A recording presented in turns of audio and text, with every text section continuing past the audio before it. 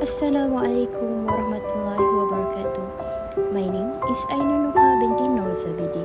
In this presentation, I will present the story of my life journey, a meaningful experience that happened to me. In the year 2015, I lived in Manjung, Perak and attended the boarding school Ma'had Al-Mizan in Kuala Kangsar. Suddenly, in mid-June 2015, my father took me home as usual every 2 weeks for the weekend break. However, the route he took was different from our usual paths, making me wonder about our actual destination.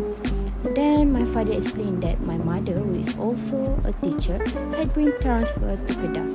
My father, who had recently retired from the military less than a year ago, facilitated our family's move without any hindrance. And here began my actual life journey. Due to our family's sudden move, it indirectly lengthened the journey, and the road I had to travel to reach our home in Kedah was very far. It took approximately almost 3 hours at the fastest if my father drove, and sometimes more than that. However, if I took the bus, I would arrive home around 10 p.m. in Baling, Kedah. When I returned from the boarding school, it was around noon, where Zuhur prayer had not yet entered. The Wetong bus, also known as the famous bus in Kuala Kangsar, started arriving in Manong at 1:30 p.m. So, I had to board it before that time. Just for your information, I had to take connecting buses 3 times to reach Creek. And then my father would pick me up by car to go from Creek to Baling, taking about 45 minutes. So, my journey took a long time, where the Zuhur, Asar, Maghrib and Isha prayers were challenging to perform during this travel. To ease this, upon reaching the Kuala Kangsar bus stop, I will immediately perform the combined Zuhur and Asar prayers before boarding the 2:30 p.m. bus, which headed to Lenggong.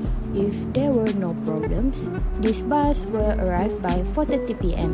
It's important to note that this bus was not an express bus. It will stop at every station, making the journey quite long. The bus from Lenggong to Greek, on the other hand, had only one trip at 7:30 p.m. So, I had to wait for a considerable amount of time at the Lenggong bus stop. When the bus to Greek arrived, surely I would not have time to perform the Maghrib prayer. So, reluctantly or not, I had to perform the Maghrib and Isha prayers at the last bus stop, namely Greek. I will arrive there around 9 p.m.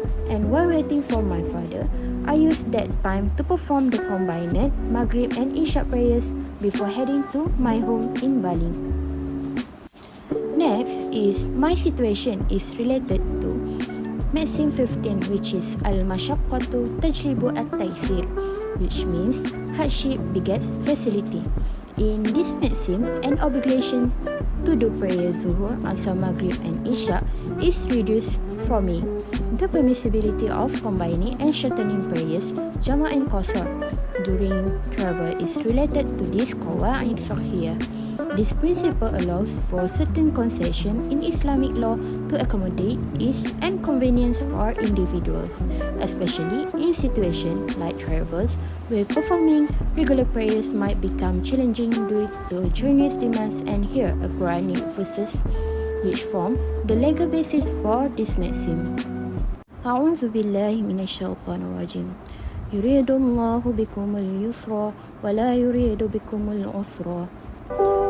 Allah want is for you, not hardship. Surah Al-Baqarah, ayah 185.